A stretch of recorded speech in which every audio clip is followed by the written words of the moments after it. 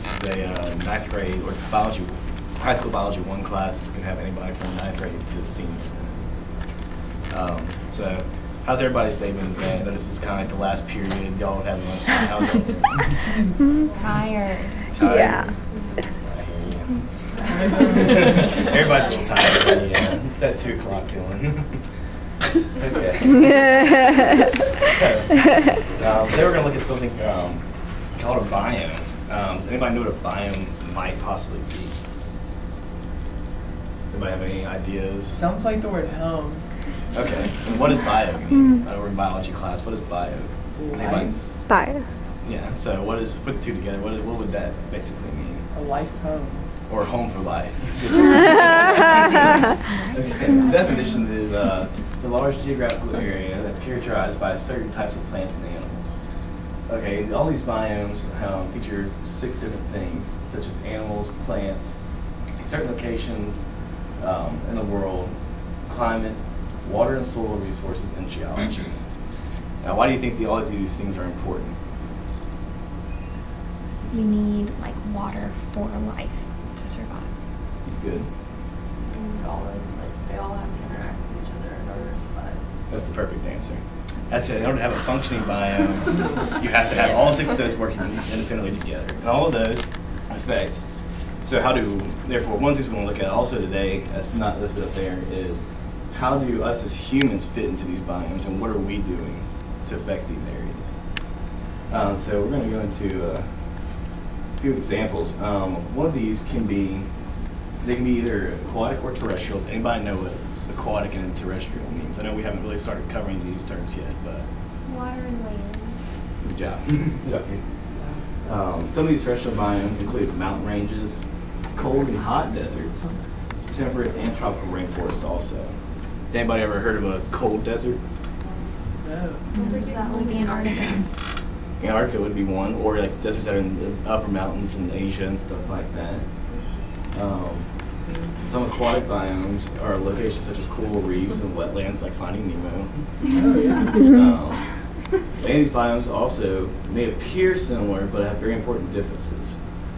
And can anybody give me some examples? Can I ask a question? Laura. So are wetlands, are they considered aquatic even though they have like terrestrial features? They are, because they're very Okay. important for more aquatic species. Gotcha. Okay.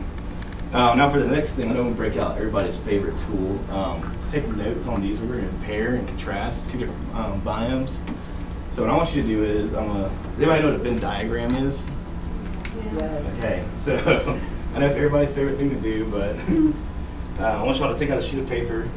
I would have had these printed out for you, but our school, with their printers, how they always work. You know how those go, so we're going to go ahead and I'll draw one up here too.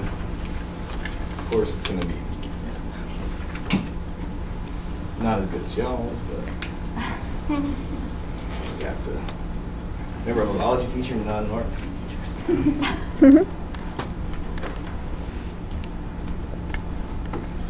And then once you are done, put y'all's pencils down so I know to go on. Alright.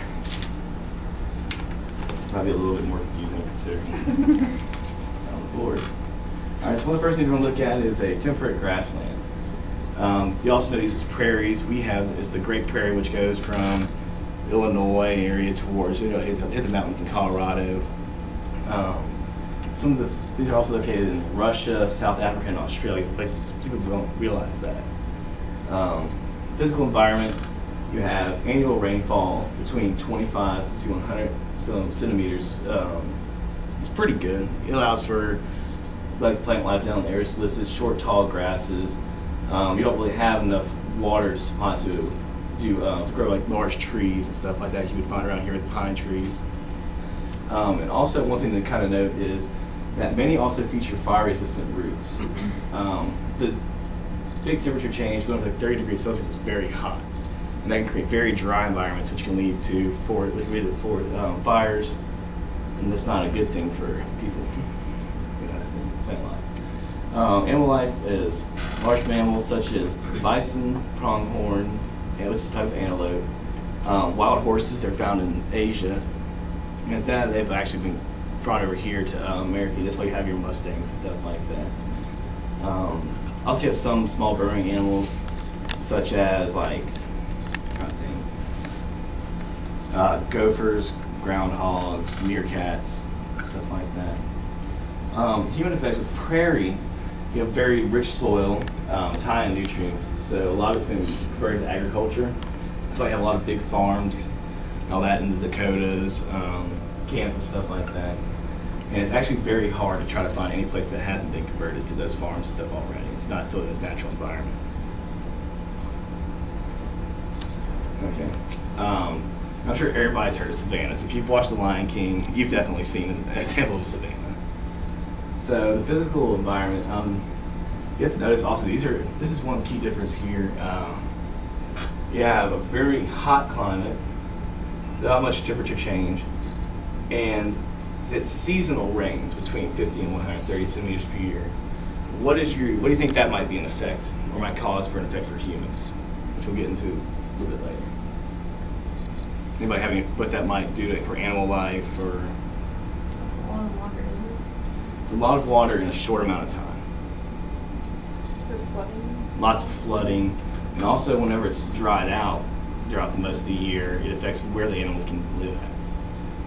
So as you'll see here, and again, it's mostly grasses, and it's mostly just grasses and very sparse thorny bushes and trees that have adapted to where they'll actually store more water, like cactus and stuff like that do in the desert. They'll have like more developed trunks.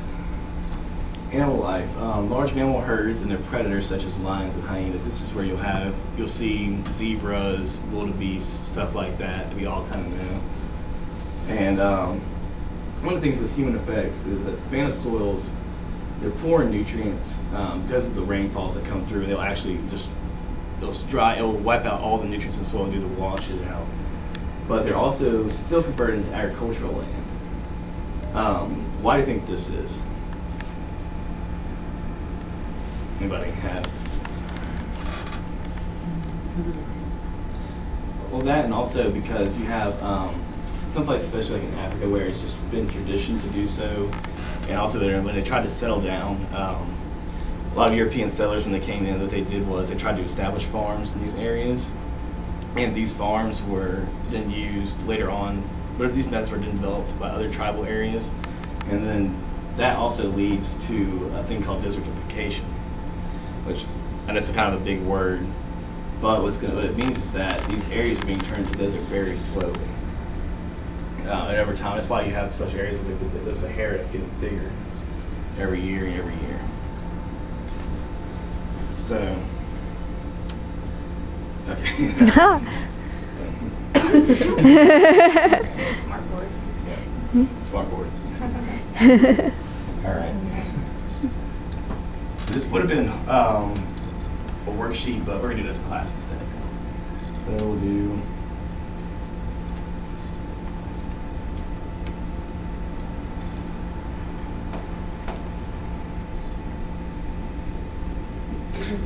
All right. So who just wants to tell me the first thing for Savannah? What kind of like one of the things that took notes on?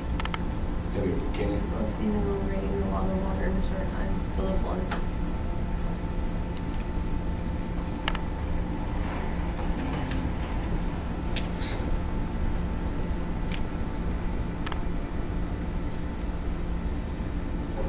Anybody for same thing with rainfall with the prairies? Anybody got that?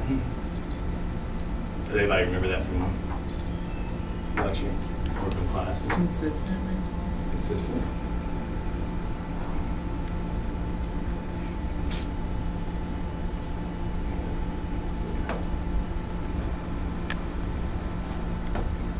Yeah, I understand that, but okay. What about animals that you see? Do you see many small animals in either one, or is it more bigger animals that we normally know? See both in each one? Are they smaller on the prairie? There are more smaller animals on the prairie. Because there's no trees, right? What's that? There's no trees on the prairie, right? Right. And then with Savannah, now they both have, what do they both have though? What do they both feature? Large man. Large man. That's a.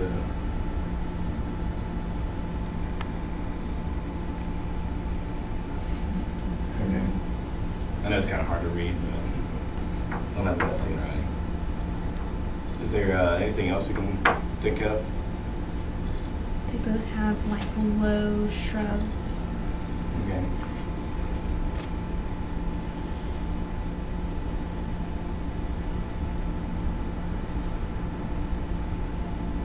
They're both used for agriculture.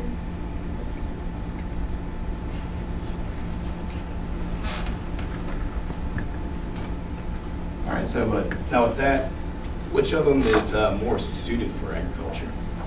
Very. Prairie. All right.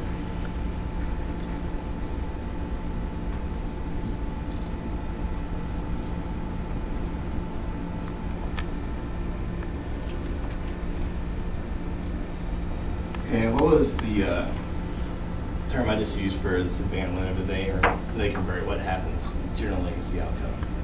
Can't remember. The desertification. Certification.